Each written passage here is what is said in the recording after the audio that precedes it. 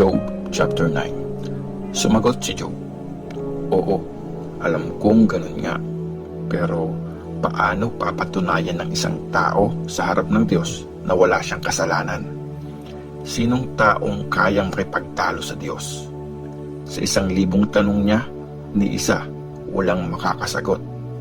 Matalino ang Diyos, makapangyarihan siya. Sinong lumaban at nanalo sa Kanya? Walang sabi-sabi, niyayanig niya ang mga bundok. Sa galit niya, winawasak niya ang mga ito. Niyayanig niya sa pundasyon nito ang mundo. Inuuga niya ang mga haligi nito. Kaya niyang utusan ang araw at hindi ito sisikat, pati ang mga stars sa langit. Mag-isa lang niyang nilatag ang langit at pinapatigil niya ang mga alon sa dagat. Siya ang gumawa ng mga constellation, Bear at Orion, Pleiades at mga stars ng south. Gumagawa siya ng matitinding bagay na mahirap maintindihan, mga nakakabilib na bagay na di mabilang-bilang. Tingnan nyo, dinadaanan niya ako pero di ko siya nararamdaman. Kumikilos siya pero di ko napapansin.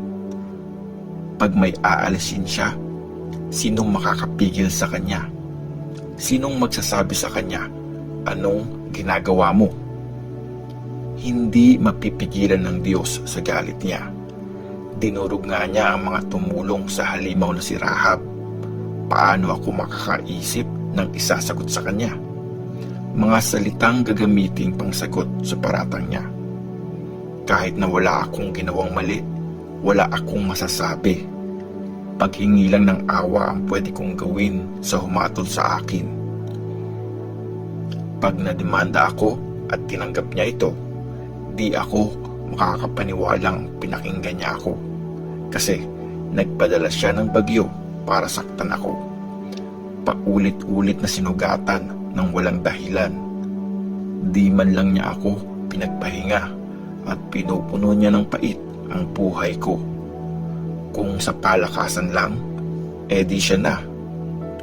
Kung kaso ito sa korte, sinong may kayang papuntahin siya? Kahit wala akong ginawang mali, sarili kong bibig ang magpapahamak sa akin. Kahit wala akong kasalanan, papatunayan niyang baluktot ako. Wala akong ginawang mali pero wala na akong pakialam. Ayoko nang mabuhay. Lahat pareho lang naman ang kahihinatnan.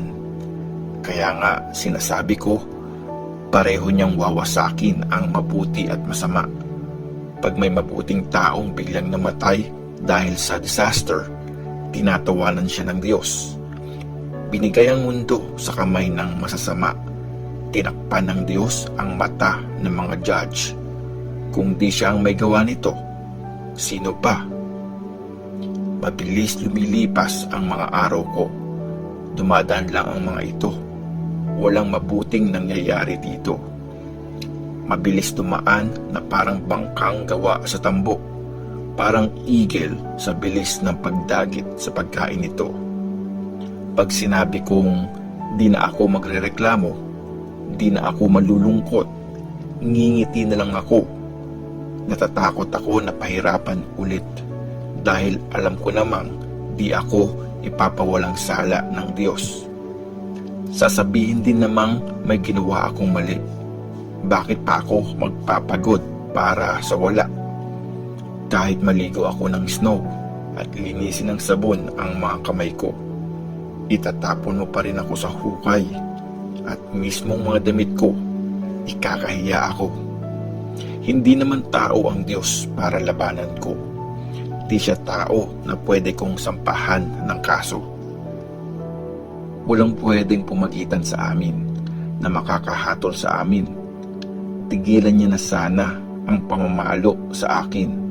Huwag na sana niya akong takutin para di na ako matakot na mga tuwiran sa kanya dahil kilala ko ang sarili ko.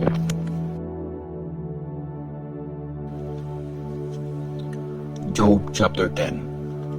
Ang hinaing ni Job sa buhay. Sawa na akong mabuhay. Malaya ko nang masasabi ang reklamo ko. sasabihin ko na kung anong kinakabitter ko. Sasabihin ko sa Diyos, huwag mo akong ituring na guilty. Ipaalam mo sa akin kung anong nagawa kong mali. May napapala ka ba sa pagpapahirap, sa pag-reject sa mga ginawa ng kamay mo? Natutuwa ka ba sa mga balak ng masasama? Parang sa tao ba ang paningin mo? Pareho ba kayo ng naiintindihan? Katulad ba sa tao ang haba ng buhay mo? Pareho ba kayo ng tinatagal sa mundo para hanapin mo ang mali ko at alamin ang kasalanan ko? Alam mo naman na di ako guilty at walang magliligtas sa akin mula sa kamay mo. Kamay mo ang nag-create at nag-form sa akin. Tapos ngayon, gusto mo akong wasakin. Alalahanin mong ginawa mo ako mula sa putik. Dudurugin mo ba ako hanggang maging alikabok? Diba, ikaw ang nagbuhos sa akin sa tiyan ng nanay ko na parang gatas para mabuo ako? At hinayaan akong lumaki gaya ng pagbuo ng keso? Binalutan mo ako ng balat at laman. Binuo mo ang katawan ko ng mga buto at muscles. Binigyan mo ako ng buhay at wagas na pagmamahal. Ang pag-aalaga mo ang nag-ingat sa buhay ko. Pero alam ko na ngayon ang plano mo. Matagal mo na pala akong gustong ipahamak. Binabantayan mo kung magkakasala ako para masabi mong guilty ako. Kung masama ako, kawawa ako. Kung matawid ako, di ko maipagmalaki. Dahil puno ako ng kahihiyan at sobra akong pinapahirapan.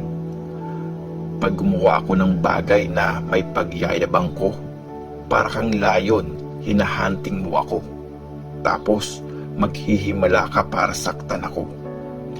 Inaatake mo na naman ako at lalo ka pang nagagalit sa akin.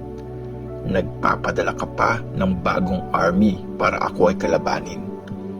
Bakit hinayaan mo pa akong lumabas sa tiyan ng nanay ko?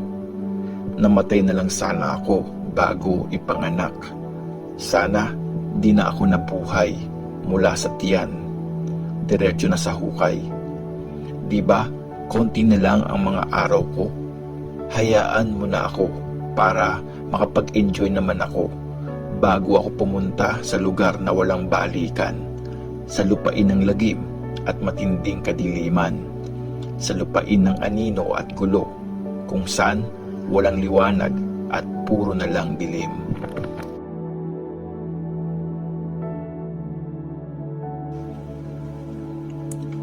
Job chapter 11. Sumagot si Zophar na taga-Naama, papalagpasin lang ba ang maraming sinasabi? Matuwid ka ba dahil sa lahat ng salita mo? Akala mo ba walang makakasagot sa walang kwenta mong pinagsasabi? Pag may pinagtawanan ka ba, walang sisita sa'yo? Kasi sinasabi mo, tama ang paniniwala ko, malinis ako sa paningin ng Diyos. Pero sana magsalita ang Diyos, sana kausapin ka niya at sabihin sa iyo ang mga secret ng karunungan.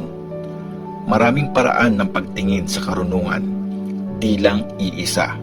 Kaya dapat mong malaman na mas konti kaysa sa deserve mo ang natatanggap mong parusa. Kaya mo bang alamin ang mga bagay na mahirap maintindihan tungkol sa Diyos?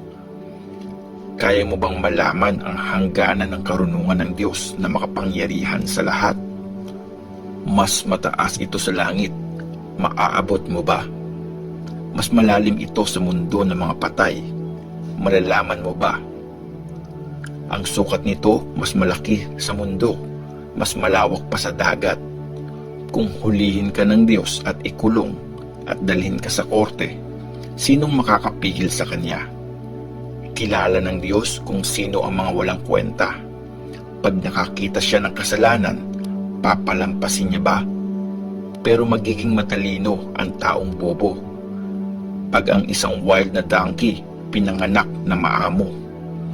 Kung itatama mo ang puso at isip mo, itataas mo ang mga kamay mo para mag-pray sa Diyos. Pag nagkasala ka, Tigilan mo ito at huwag mong payagan ang kasamaan na tumira sa bahay mo. Kung ganon, makakaharap ka na sa iba ng malinis ang konsensya. Mapapanatag ka at di na matatakot. Makakalimutan mo ang mga paghihirap mo na parang tubig na duman lang, at magiging mas maliwanag pa sa tanghali ang buhay mo. Ang kadiliman nito magiging parang umaga, at magkakaroon ka ng confidence kasi may pag-asa. Ipoprotect ka ng Diyos at safe kang makakapahinga. Makakahiga ka at wala kang kakatakutan. Maraming tao ang lalapit sa iyo para humingi ng pabor, pero ang masasama, di maiintindihan ang nangyayari. Di nila malalaman kung paano makakatakas. Kamatayan na lang ang pag-asa nila.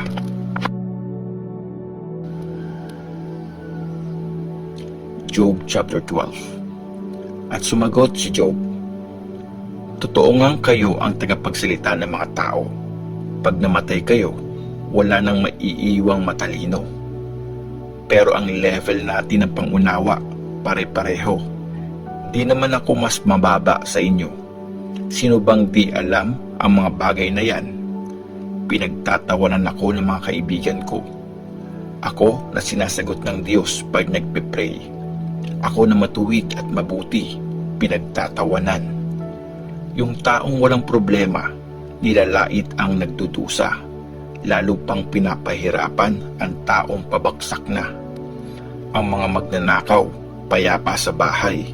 Yung mga taong ginagalit ang Diyos, secure ang buhay. Mga taong ginagawang Diyos ang sarili nilang lakas. Pero magtanong ka sa mga hayop, tuturuan ka nila tungkol sa Diyos. Pati sa mga ibon at sasabihin nila sa iyo. Magtanong ka rin sa mga halaman sa lupa, tuturuan ka nila. Pati sa mga isda sa dagat, sasabihin din nila. Sino sa kanilang lahat ang di alam na kamay ni Lord ang gumawa sa kanila? Nasa kamay ng Diyos ang buhay ng lahat ng nilalang, ang hininga ng bawat tao. Di ba tinitest ng tenga kung alin ang tama at mali sa naririnig nito? Gaya ng dila na nilalasahan kung anong pagkain ang masarap at hindi. May karunungan ang matatanda. Edad nila ang nagbigay sa kanila ng pangunawa. Pero ang Diyos may karunungan at power. Meron siyang galing at talino. Pag ginibana niya, walang kahit sino ang makakapagtayo. Pag kinulong niya, wala nang makakapagpalaya. Pag di siya nagpaulan, nagiging tagtuyot. Pag pinakawalan niya ang tubig baha, mawawasak ang lahat. Malakas siya at laging nananalo. Ang nalilihis ng landas at ang nanglilihis nasa ilalim ng kapangyarihan niya. Inaalis niya sa mga officials ang talino, at ang mga judges ginagawa niyang baliw. Hinuhubad niya sa mga hari ang kapangyarihan nila, at sinusuotan sila ng damit na pang-alipin. Inaalis niya sa mga priest ang talino, at tinatanggal ang makapangyarihan sa pwesto. Di niya hinahayaang magsalita ang mga taong pinagkakatiwalaan, at inaalis ang tamang pagja-judge ng mga matatandang tao. Ginagawa niyang katatawanan ang mga leader, at pinapahina ang malalakas. Inaalis niya ang kadiliman sa mundo ng mga patay, at ginagawa niyang maliwanag ang lugar na sobrang dilim. Pinapalakas niya ang mga bansa, tapos winawasak. Pinapalawak niya ang mga ito, tapos sinisira. Ginagawa niyang bobo ang mga leader ng mga tao. Nililigaw niya sila, di nila alam ang pupuntahan. Nangangapa sila sa dilim at nadadapa na parang mga lasing.